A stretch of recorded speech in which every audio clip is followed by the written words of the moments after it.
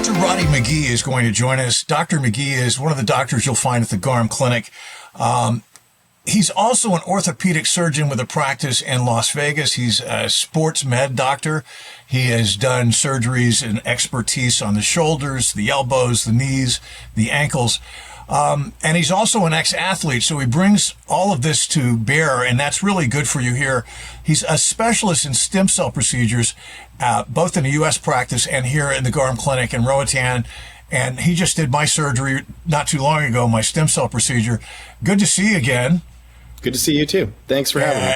And, you know, I'll tell you what, I had this done before, and I had it redone with you, and the hip is gone. I mean, there's no problems. It's really noticeable because I couldn't sleep on that hip, even after the first procedure, and now it's completely cleared up.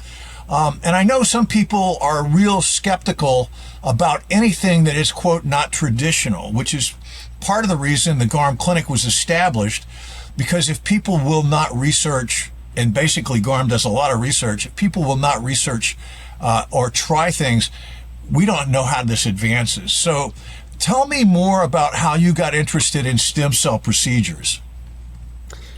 Sure. So we started doing platelet-rich plasma injections when I was a resident, going back to about 2009. And that was our first introduction to that type of idea of adding some biology to your treatment, whether it's by itself or whether it's as a part of a surgery, in an attempt to get a better outcome, better healing, less scarring, less pain, less inflammation, things like that. And so that some of it, you know, was hypothesis back then, and now more and more research showing the benefits for certain types of situations. And so now when I started my practice, at the very beginning, I started in August of 2012, and in December of that year, I attended a conference in Las Vegas. It was called Emerging Techniques in Orthopedics. It's since become Ortho Summit, and it's a big meeting. It's either in Las Vegas or Boston every year. It's one of the best meetings that I attend. But back then, it was all focused on what are sort of the next things coming. What are the latest advancements? And I sat and listened to a couple of different presentations about different ideas around stem cells, and it was just really exciting and different. And you know, back then had no exposure to that or any of those ideas up to that point, and so started to become very interested in it. And then as I started to learn more, I started to have more and more patients asking questions, and then we started to have different companies coming in and, you know, marketing their products and sharing more and more. And then you start to hear about it more and more in conferences. Then I start to hear about it more and more with different colleagues. And then finally, we just, you know, we had a few patients that they said, I don't even care if it doesn't work as long as it's not harmful. Let's just try it and see how I do. And we did. And again, it was an assessment of, is this safe? Is this reasonable to try? And in those cases, it was. And so we were sort of blown away at some of our early experiences. And that has just led me, you know, wanting to learn more and more. We've had a lot of experience with patients. The patients that we've treated with biologics are some of the absolute happiest people that we take care of. And they're outcomes that we weren't seeing, and it's different and better in a lot of ways than some of the traditional things that we were doing. So that has only fueled the desire to continue to learn more and apply it even better. And it's been really a lot of fun, really. Have there been advancements in what you know now? For instance, as I said, I had a stem cell procedure prior to this, and the outcome was, I would say, better, but not complete like now. What was the difference, or what could have been the difference? Why would that change? The first thing that I thought about when you mentioned that was just simply the fact that you had a treatment before. And I've observed this in other patients, and I've observed it in the treatment of my own shoulder. So I don't know if we talked about this, but I actually have been a patient of Dr. Terry as well. And so he's injected my shoulder a couple of different times with at least a year or more in between. And what I have noticed is after having had a treatment and then having a subsequent treatment, I seem to respond faster and better than the previous one. And there is one of the hypotheses is that there's some, immune system learning and response that's associated with the effect. And like I said, I've observed it in a lot of patients. We don't have a lot of data supporting that particular idea, but I believe that there is sort of a recognition by your body and a more rapid and more complete response as we do more and more treatments. And I've seen it in people where we treated different body parts, right? So maybe we took care of a guy's shoulder, and then the next time we took care of a hip or a knee, and they pretty consistently tell me like, yeah, that second time I feel like I felt better much quicker. Again, that's some of that speculation and theory, but I've observed it, I've felt it myself, and I thought that may have had something to do with why you responded how you did, because you'd had a prior treatment. It was interesting because, when they asked me about it, doing the procedure a second time, I scratched my head and I'm like, look, I got nothing to lose. The first one made me feel better for sure. But after it, and then again, I still work out, so I probably could have been pushing myself a little too hard, not following the protocols after the first procedure. I could have probably messed it up. Don't know. But there's no question now, because, it's funny. It's almost subtle. You walk up the stairs and the pain that was in the hip when you were pushing down to just propel yourself up. And I'm a big guy. I'm 6'3".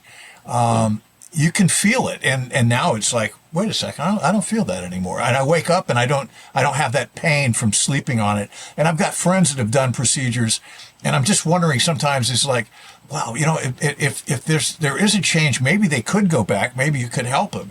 Some people are kind of, they've done it. I did it, didn't work. And it's like, I don't know. I mean, like you're saying, yeah. It would be nice if they had more research. Basically, since let's assume not everybody knows what stem cells are, or they've seen it on TV, and they've heard people say, oh, stem cells are a horrible thing, blah, blah, blah. Tell people what a stem cell actually is and the difference in the way you guys do it at Garm Clinic. Sure. So, and the other thing, just to back up a little bit, is that really under the umbrella of orthobiologics, or these biologic treatments, stem cells would be in one category. Another category is platelet-rich plasma, which has very little, if any, stem cells at all.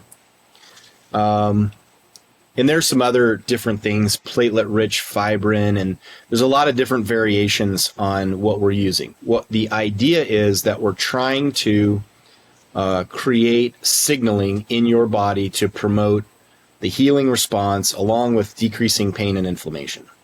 And those are kind of the main things that all of those do. And it's to be determined if, one variety is better than another, or what the ultimate outcome is going to be for various different injuries and conditions and things like that, right? So now, backing up, a stem cell is a cell that either differentiates or changes into another type of cell, and really the more important thing, the more common situation that, as we understand it, is that there is signaling that it produces in your body to, again, promote the healing response.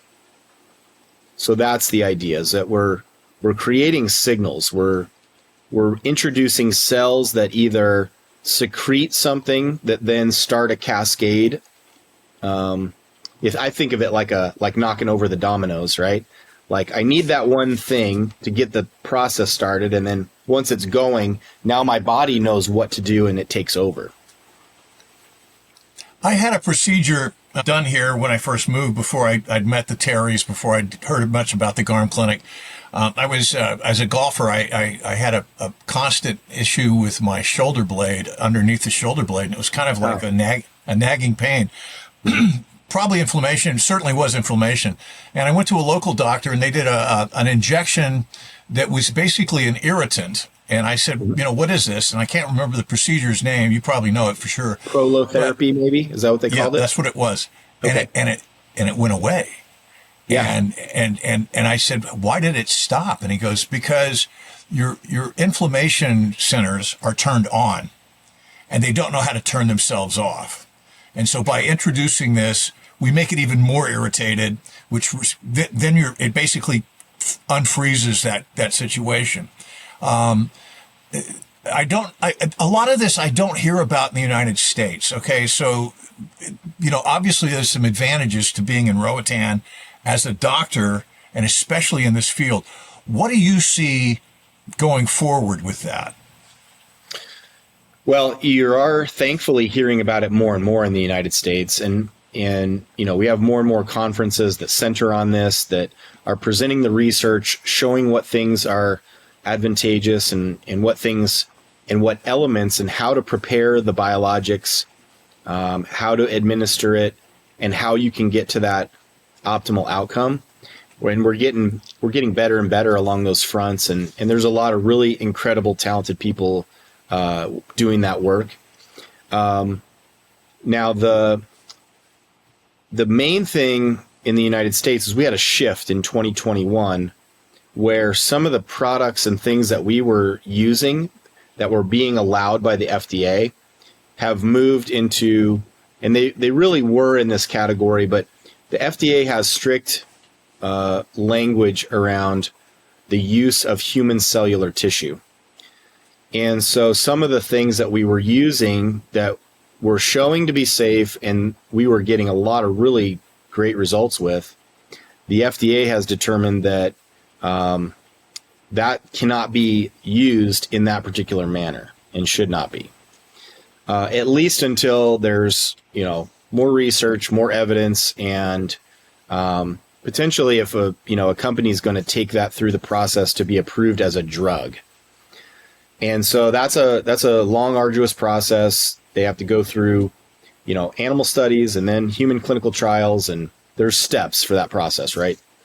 So, the advantage in a place like Roatan is we can take current information showing safety and showing efficacy, and the process for allowing for that is not quite as strenuous. So that gives us access to things earlier. And so that's how and why in a place like on the island we can do some of the things we do, whereas in our clinic in Las Vegas, we have chosen to stay strictly in line with the FDA guidelines and not push the boundaries on that any. So our options in the United States, we do tons of platelet-rich plasma, and then we can harvest cells from the bone marrow, and we can then use that as a biologic agent, and that has been really tremendous. There's tons of research showing improvement in some of our surgical outcomes, showing benefit in non-surgical cases, and so it's a great advantage to us as the doctor, trying to help people in the best way we can, trying to use all the tools that are available, but to have some of these additional things that not only on their own can be helpful, but then as an augment with other treatments, they really can produce some profound results. And we're seeing it now every week, and it's exciting, and the patients really love and appreciate it. Well, to name drop, Joe Rogan, talked about you because he had, I guess, a severe shoulder tear. And he saw you because you're one of the world's experts and one of the U.S. experts in this type of procedure. And he went and saw you, and he talks about it. We used it on a radio ad here, but he said that it pretty much eliminated any evidence of the tear that he had in his shoulder after the procedure, which even surprised you. Are there other surprises like that where you've done something and you're like just wowed by the result? Yeah. So all the time there's things where, and what was neat about the process going through that and seeing some of the outcomes with the biologics were we were getting a lot of patients who were very determined to get better, who were very, they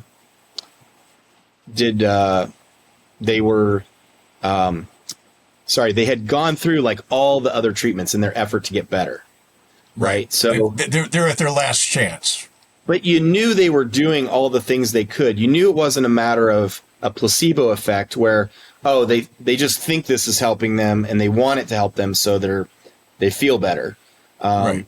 You really knew that like they've tried everything you can try and it was having no impact on their recovery. And then we give them some type of a biologic treatment and all of a sudden it's like that was completely different.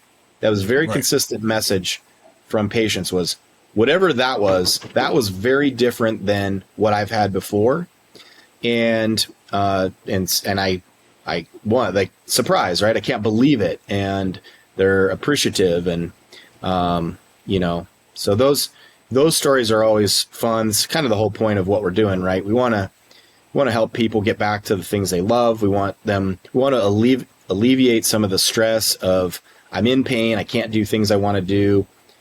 What does that mean for my future? People's minds can go to the dark place really quick. Start feeling your own mortality and like, you can't enjoy and have the happiness that you're wanting. So just to give reassurance to people that like, hey, we haven't exhausted all of our options. There are things that could potentially help. And let's talk about what they are and see what matches up best for the person. When I met Dr. Terry, and I know your philosophy and his are aligned, but he was talking about, the fact that he was doing a lot of shoulder surgeries on athletes that had damaged their shoulders, and then doing backs and knees. But he said, the last thing he wanted to do was have to go and cut them open. And he said he became interested in stem cells because, especially with knees, there were two ways of basically reattaching a tendon. One was gluing it, excuse me, and the other one was drilling a hole into the bone and then attaching it that way. And he said, in most of the cases where they had to drill in, those healed faster and had a better result. And so he was like, what's going on here? What's causing this? And he's super inquisitive. The nice thing about, I think, really the best people at whatever they do is they're always asking questions when they notice something. They don't just go, oh, okay, well, whatever. We're looking at the future of medicine, and this is all changing because, I don't know, 25 years ago, they would have said, oh, this is voodoo, stay away from it. And now they're younger doctors embracing it. Plus, especially with athletes, an athlete's career could make him a lot of money or her a lot of money. But once they're injured, they can't do the things they can't. I mean, I can't jump. I used to be able to jump on a rim, now I can't. I'm 66 years old, so that explains that. But at the same time, I've also been following, staying healthy and young and so forth. There's a lot of doctors out there that have a lot of research. What are you seeing as the future what are you excited about? Well, all of the things that we're seeing, things that we've been using a long time, we're understanding better and better. I'll give you a small example. We never really thought too much about how many platelets are we delivering to a joint for a particular type of injury. And now more and more research is coming out that's showing, okay, we can see a threshold where above this level, we're seeing the outcomes we want to see. Below that level, either there's more variability or it's not as good as we wish. And so now you've got a little better understanding of, okay, this is the goal that I want to shoot for. If I can deliver this, then I can expect a different or better outcome. So even with the tools that we have and the things that we have in the United States, from a legal standpoint, from an FDA permission standpoint, we're learning more and more about those things and improving on what we can do just there. Now, talking about the future, there will be more and more interest in, on the stem cell side, can we culture these cells? Can we expand the volume? Kind of still considering that same theme of what is the dose and what is the frequency of the treatment, right? So, and how does that impact ultimately what we see in terms of outcome, in terms of healing of an injury, in terms of improvement of arthritis? So, like if we knew that we could completely, and this would be a wild thought, but let's say if we knew we could completely cure your hip arthritis with 10 injections, right? Right now, we're not going to do that because we don't have evidence to support that.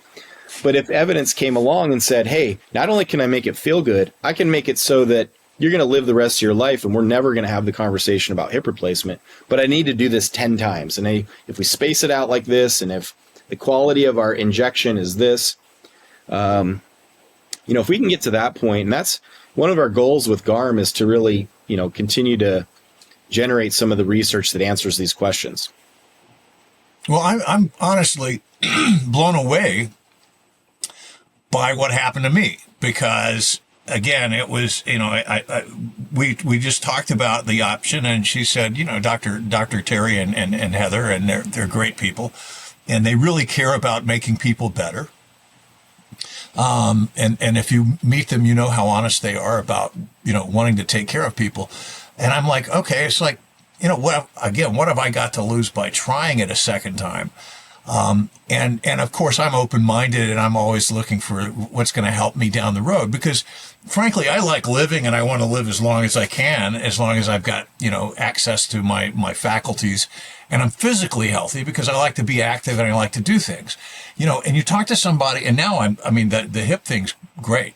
You and I talked while you were here about Northwestern University has done some research about a kind of a spongy material that they're injecting into knees that actually creates a framework for cartilage, which doesn't regenerate, but the cartilage will grow on this. They don't know why. They've never seen this before. They started doing it with animal testing. They were testing it on lambs that have a similar knee to humans, and it works. And it's like, whoa, well, how quickly can they get that in the field?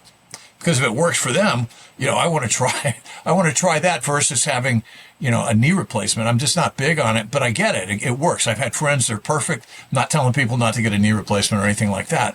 For some people, their knees are so damaged, there's no options, you know. But for me, it's like, I try to stay healthy. And I talked to a friend last night, and he's older than I am. And we were talking, and he's like, the one thing that bothers me, I can't sleep.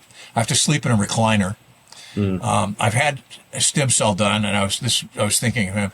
He goes, and it worked, but and then he said, but he's gained weight. So he's got two bad knees. He's an ex-athlete. He's gained weight because he can't move like he used to. So this becomes a cascade of negatives. And that's where we really need to look at all of the factors in that person, right? Like, how can we dial in their nutrition? How can we, is there strengthening we can do that doesn't load that joint and cause pain, but we can create and strengthen around it?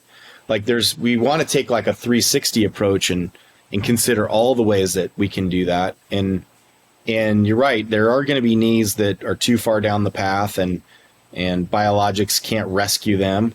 And in that case, okay, what can we do, or is there anything coming that can alter his course in terms of pain?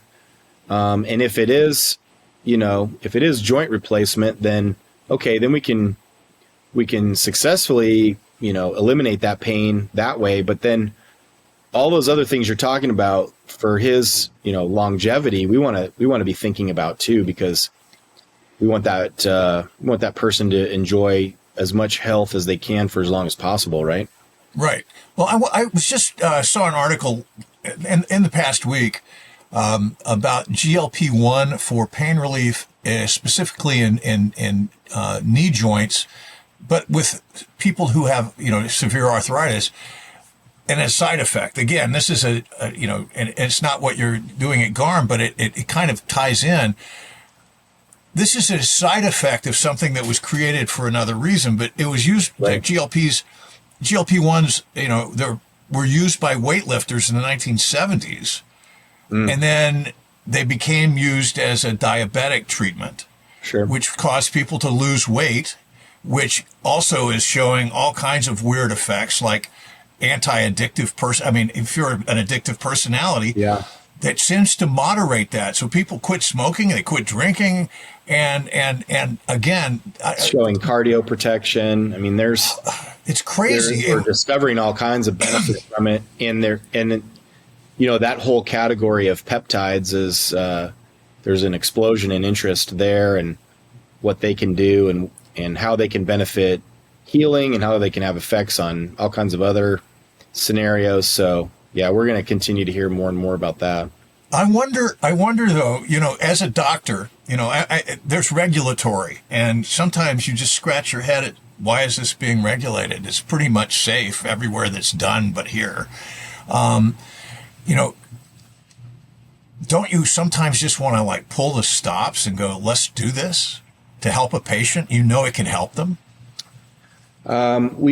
To a degree. Now, I think a lot of the things that are put in place, they're genuinely there to protect patients, because, we can't just have anybody saying anything, creating a product that has nothing behind it, that either, somebody is wasting time because it's not going to be effective, or it's actually harmful.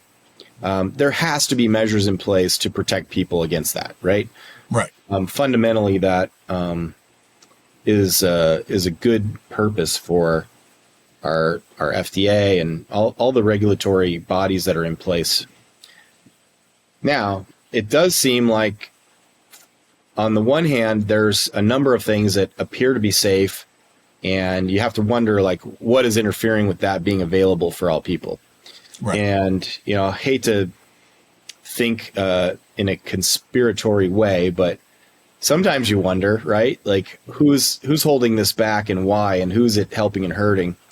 Right. But I think, I think that's a realistic way to think, because sometimes, you see it enough that you're like, right. Wonder if that's that thing that was going on over there is going on over here. Yeah. Hard to say, but for now we have to, and from my standpoint, from a standpoint of my license, we have to just trust that the things that are available, we think are safe. Yeah. We have to use judgment, as a physician, I have to use judgment in what we use for our patients. And we made a decision consciously to say, okay, if the guidelines where I practice do not allow for this, but we feel strongly that we can help people and it's safe, then we'll make that available where we can do it. And that's why I was enthusiastic about being a part of Garm for many reasons. And, most importantly, that I think Glenn and Heather are just two of the best people that I know, and I enjoy working with them.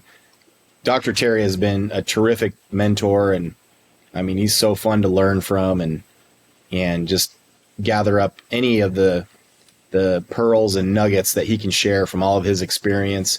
And what you're right about him in that he is supremely observant, right?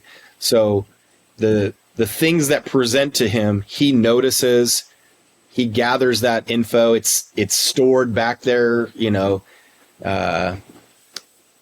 for as long as possible until it's relevant. And then, and he's just really sharp. He knows how to apply these things. And he's, even though he's retired, semi-retired, and his natural curiosity is still going. And it's, he's just the kind of person you want to be like in our profession.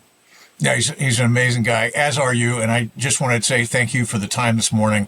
I like having these conversations because there's so much conjecture you read an article and somebody writes a story about it and it's a bullet point and it's not necessarily well checked or fact checked or accurate.